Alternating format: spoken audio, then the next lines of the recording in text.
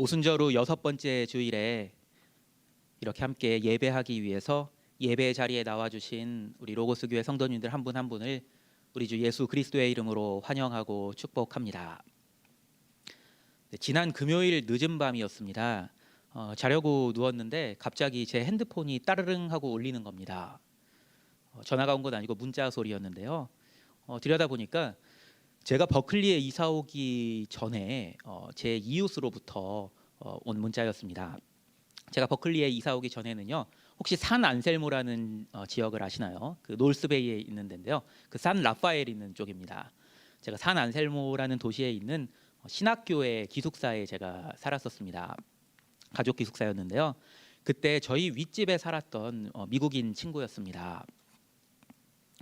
문자를 한번 들여다보니까요, 처남 부부를 위해서, 자기의 처남 부부를 위해서 기도를 해달라고 하더라고요. 가만히 쭉 읽었는데요, 사연이 있었습니다. 사연인즉 처남 부부가 임신을 이제 최근에 했대요. 근데 병원에 갔더니 그 임신한 아이가 심장 질환 그리고 정신적인 장애를 가지고 태어날 수 있다는 그런 진단을 받았다는 거였습니다. 간절하게 기도를 부탁하는 장문의 문자를 읽으면서요, 오늘의 본문 고린도후서 12장의 바울의 이야기를 생각하게 되었습니다. 방금 전에 제가 읽어드렸죠.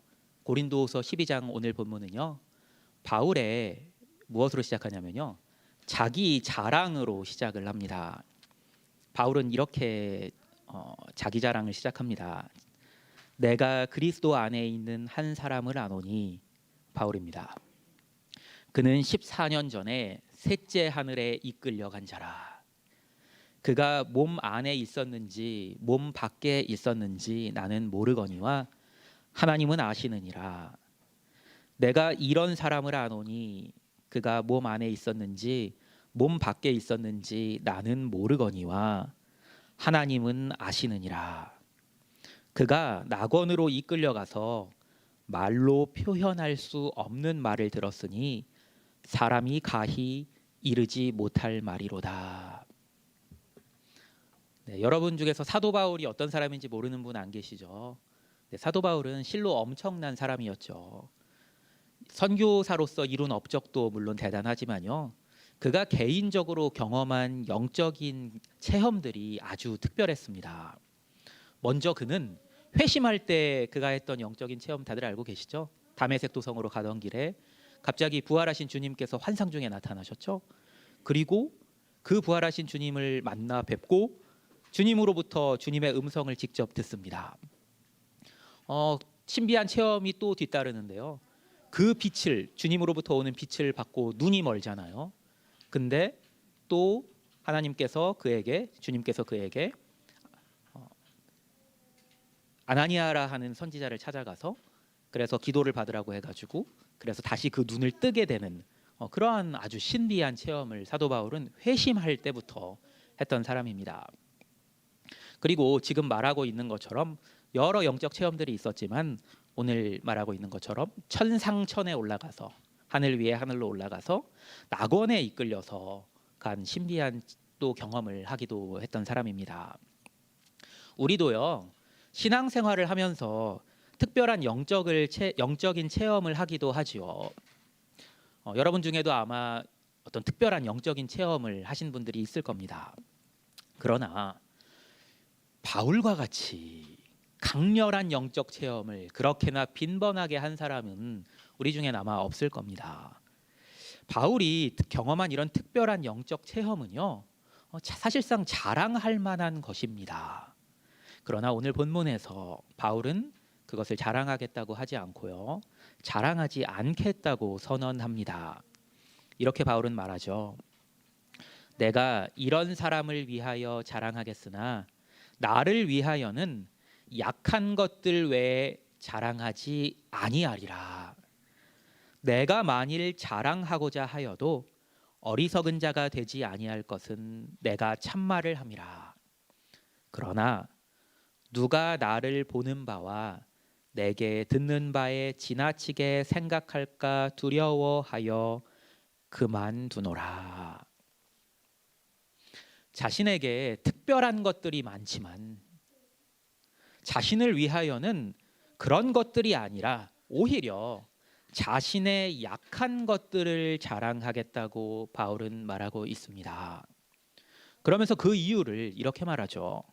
사람들이 자신을 보는 바와 그리고 자신에게서 듣는 바보다 더 지나치게 자신에 대해서 생각하는 것을 막기 위해서라고 말을 합니다. 바울의 말이 이해가 되시나요?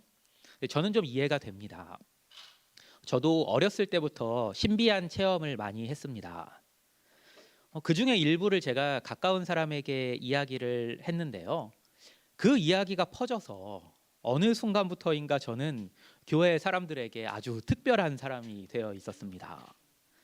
그런데 그 중에 어떤 사람들은 제가 실제로 말한 것보다 더 지나치게 저에 대해 생각하는 것을 발견했습니다. 어느 날은 한 사람이 저한테 이렇게 오는 거예요. 원래 몰랐던 사람인데 오더니 갑자기 이렇게 얘기하는 거예요. 제가 아직 성인이 되기 전이니까요. 이제 너는 뭐 이렇게 해서 말을 했는데, 야, 너는 24시간 하나님의 음성이 계속해서 귀에 들린다면서, 그리고 하나님과 항상 쉬지 않고 직접 대화한다면서, 너는 다른 사람들과는 아주 다른 사람이라고 들었어. 이렇게 저한테 얘기를 하는 거예요. 그런데 사실 저는 그렇게 말하지는 않았었습니다. 신비한 영적 체험에 대해서 우리가 함부로 자랑하지 않아야 하는 것은요, 그것이 과장되거나 오해가 되기 쉽기 때문입니다. 그리고 그렇게 과장되고 오해가 생기면요, 나 자신에게도 그것이 해가 될 수 있습니다. 오늘 본문 7절입니다. 여러 계시를 받은 것이 지극히 크므로 너무 자만하지 않게 하시려고 내 육체에 가시 곧 사탄의 사자를 주셨으니 이는 나를 쳐서 너무 자만하지 않게 하려 하심이라. 물론 영적 체험은 귀한 것입니다. 그러나 그것이 우리를 자만하게 하기 쉽습니다. 신비한 체험에 대해서 말하기를 좋아하는 사람들이 있죠. 그런 사람들의 다수는요, 은근히 그것을 자랑하는 경향이 있다는 것을 여러분도 알고 계실 겁니다. 다른 사람은 못 보는 환상을 나는 본다는 겁니다. 다른 사람이 못하는 방언을 나는 한다는 겁니다. 심지어 자신의 방언은 보통 일반 방언이 아니라 오랜 기도 생활 끝에 도달한 높은 단계의 방언이라고 자랑하는 사람도 심심치 않게 있습니다. 영적 체험 그 자체로도 우리가 자만하기가 쉬운데 사람들에 의해서 그것이 부풀려지면 어떻겠습니까? 다른 사람들보다 더 특별히 더 많은 영적인 체험을 하고, 그리고 다른 사람들로부터 칭송도 많이 받았던 사도 바울의 마음에도 그런 자만이 들어왔던 것 같습니다. 그런 그에게 하나님께서는 육체의 가시를 주셔서 자만하지 않게 하십니다. 지금 본문이 말하고 있는 바울에게 있어서 육체의 가시가 무엇이었는지 혹시 아시겠어요? 사람들마다 의견이 분분해요. 뭐 이제 구체적인 그 육체의 가시의 내용에 대해서 적지 않았기 때문에요. 어떤 사람들은 아마도 그것이 간질이었을 것이다. 그래서 사도 바울은 이야기하다가도 갑자기 발작을 일으키는 그러한 약함, 육체의 약함을 가지고 있었다. 그렇죠. 어떻게 보면 좀 부끄러운 일일 수 있잖아요. 예, 그렇게 주장하는 사람들도 있고요. 또 어떤 사람들은 아니다, 그게 안질이었다. 아까 제가 말씀드린 것처럼 회심할 때 사도 바울이 이 눈에 비닐 같은 게 씌워졌다가 기도를 받고 이제 눈이 다시 떠졌잖아요. 그것이 떨어져서. 근데 그 후로 후유증이 남아가지고 안질이 생겨가지고 사도 바울의 눈에 어떤 이상이 있었다. 이제 그렇게 생각하고 그런 의견을 내는 사람들도 있어요. 저는 사실 잘 모르겠습니다. 그러나 그게 뭐였냐는 그렇게 중요한 문제는 아닌 것 같아요. 중요한 사실은 그 사도 바울에게, 우리가 아는 그 사도 바울에게도 약함이 있었다는 겁니다. 그것도 누가 봐도 이것은 약함이다라고 말할 만한 그러한 약함이 그에게 있었습니다. 그리고 바울은 그것 때문에 괴로워했고요. 하나님께 자신의 그 약함을 고쳐달라고 몇 번이나 계속해서 간구했다고 바울 자신이 오늘 본문에서 이야기하고 있습니다. 이것이 내게서 떠나가게 하기 위하여 내가 3번 주께 간구하였더니, 하나님께서는요 그렇게 간절히 기도하는 바울에게 뭐라고 하셨을까요? 이렇게 말씀하십니다. 나에게 이르시기를 내 은혜가 네게 족하도다. 이는 내 능력이 약한 데서 온전하여짐이라 하신지라. 그러므로 도리어 크게 기뻐함으로 나의 여러 약한 것들에 대하여 자랑하리니 이는 그리스도의 능력이 내게 머물게 하려 함이라. 내 능력이 약한 데서 온전하여진다는 하나님의 말씀이 무슨 뜻일까요? 금요일 밤에 제가 받은 미국인 친구의 긴 문자 메시지를 읽으면서 이런 생각이 들었습니다. 그가 이렇게 간절히 하나님을 찾고 또한 기도의 동역자들을 찾는 것은 자신의 약함을 경험하고 있기 때문이라는 생각이 들었습니다. 그리고 그가 경험하게 된, 그가 들여다보게 된 그의 약함이 그로 하여금 하나님께 온전히 의지하게 하여 하나님께서 역사하시게 하는 통로가 된다는 생각이 들었습니다. 생각해 보면요, 우리가 하나님을 찾는 것은 우리 인생이 순탄할 때가 아닙니다.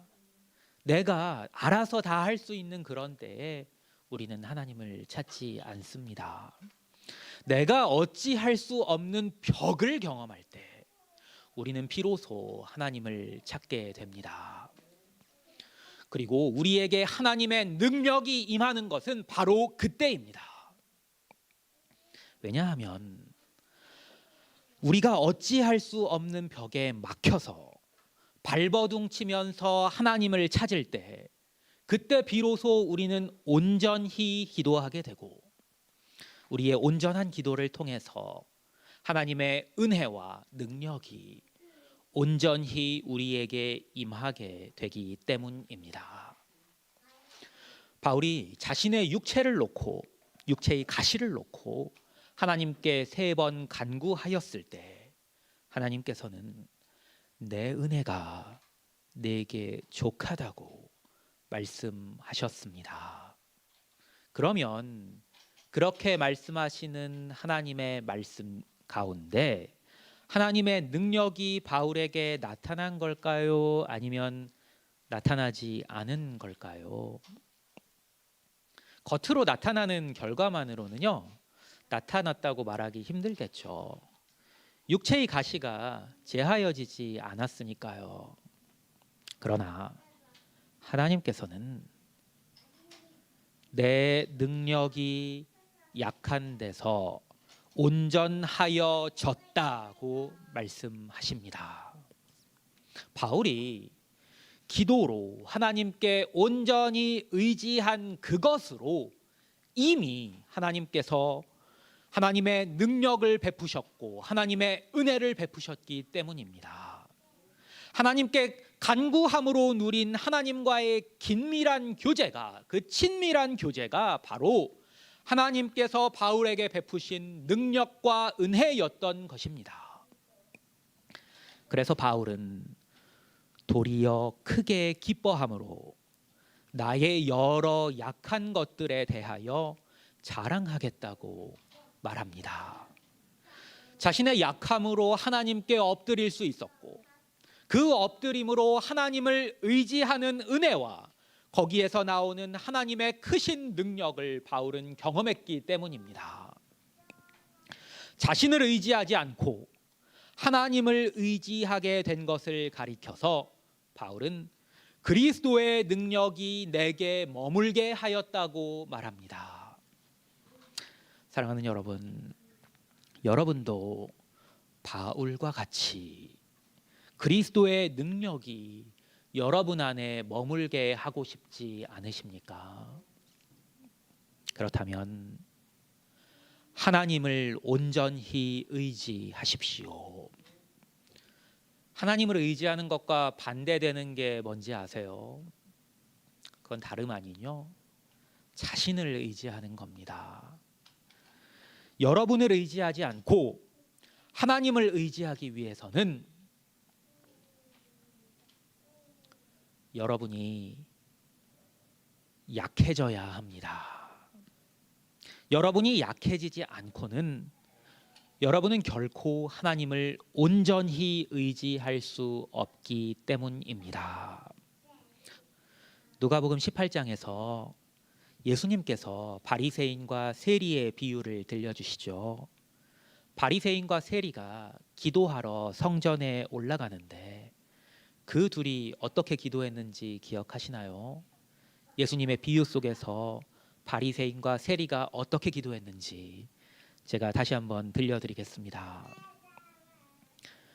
바리새인은 서서 따로 기도하여 이르되, 서서 따로 기도하여 이르되, 하나님이여, 나는 다른 사람들 곧 토색, 불의, 간음을 하는 자들과 같지 아니하고 이 세리와도 같지 아니함을 감사하나이다. 나는 일에 2번씩 금식하고 또 소득의 11조를 드리나이다 하고, 세리는 멀리 서서 감히 눈을 들어 하늘을 쳐다보지도 못하고 다만 가슴을 치며 이르되, 하나님이여, 불쌍히 여기소서. 나는 죄인이로소이다 하였느니라. 예수님께서 이 둘에 대하여 이렇게 말씀하십니다. 내가 너희에게 이르노니 이에 저 바리새인이 아니고 이 사람이 의롭다 하심을 받고 그의 집으로 내려갔느니라. 무릇 자기를 높이는 자는 낮아지고 자기를 낮추는 자는 높아지리라 하시니라. 바리새인의 기도를 가만히 들으면요, 분명 바리새인은 하나님을 의지하는 듯이 말했습니다. 그러나 사실은 자신의 의를 내세웠기 때문에 하나님께 그는 의롭다 하심을 받지 못했고, 반면에 세리는 온전히 하나님을 의지했기 때문에 하나님께 의롭다 하심을 받았습니다. 세리가 하나님의 은혜를 받았고 그에게서 하나님의 능력이 온전하여졌습니다. 왜였을까요? 그는 그의 약함을 자랑하였기 때문입니다. 다시 한번 말씀드립니다. 우리가 약해야 하나님의 은혜와 능력을 경험할 수 있습니다. 그래서 바울은 이렇게 말합니다. 그러므로 내가 그리스도를 위하여 약한 것들과 능욕과 궁핍과 박해와 곤고를 기뻐하노니 이는 내가 약한 그때의 강함이라. 사랑하는 여러분, 여러분의 인생 속에서 강하신 하나님의 능력과 은혜가 풍성히 나타나시기를 축원합니다. 이것이 의미하는 바가 무엇인지 아셔야 합니다. 여러분의 인생에 하나님께서 강하게 역사하시려면 여러분은 약해져야 합니다. 겸손하게 하나님께 엎드리지 않으면 결코 우리는 하나님의 은혜와 능력을 온전히 경험할 수 없습니다. 그러므로 우리는 우리가 약할 때에 오히려 기뻐해야 하고 우리 스스로도 약해지려고 노력해야 합니다. 그래야만 하나님께서 우리 인생을 다스리시고 우리 인생 가운데 역사하실 수 있기 때문입니다. 저와 여러분의 한 주간의 삶이 하나님께서 다스리시는 복된 삶 되기를 원합니다. 바리새인과 같이 목을 뻣뻣하게 세우면 안 됩니다. 여러분의 의의를 내세우지 마십시오. 특히 바리새인이 세리에게 그러했듯이 다른 사람을 비판하지 마십시오. 하나님께서 그 비판을 여러분에게 돌리십니다. 오히려 세리와 같이 머리를 숙이고 엎드려서 가슴을 치며 하나님이여 불쌍히 여기소서 나는 죄인이로소이다 이렇게 기도하며 하나님께 간구하며 매달리십시오. 그러면요 여러분의 약한 데서 온전하여지는 하나님의 강하신 능력을 그리고 하나님의 풍성하신 은혜를 여러분 모두가 경험하게 될 것입니다. 여러분의 한 주가 여러분의 약함을 자랑함으로 인하여서 하나님의 강하심이 나타나는 그래서 하나님의 은혜와 하나님의 능력을 경험하는 그러한 한 주 되시기를 우리 주님의 이름으로 간절히 축원합니다. 기도하겠습니다. 이 시간 기도하실